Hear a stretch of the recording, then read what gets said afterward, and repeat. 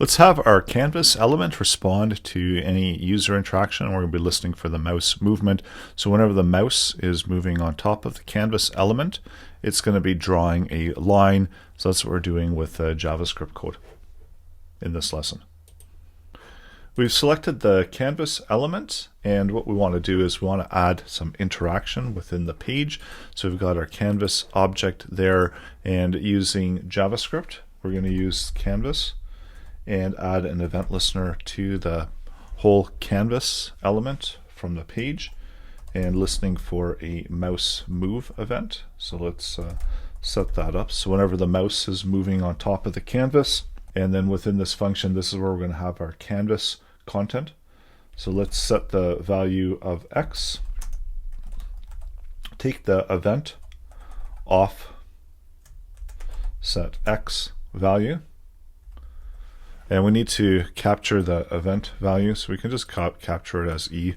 So I'm just going to remove it as event. And then we also want to get the value of y, so we can take the event object and get the offset of y. So that will get us our x and y position.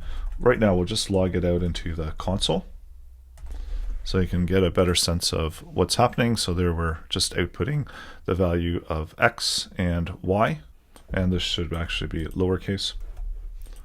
So there's our coordinates of where the mouse is moving, and that's going to occur whenever we're on top of the canvas element. So now let's go ahead and we're going to draw a line. So do a line 2, x and y, and then apply the stroke to the line. So now whenever we're on top of the canvas, that gives us the ability to draw on the canvas element. So that's wherever the mouse is moving, it's going to place a dot and place another line to the next coordinate that we've drawn to.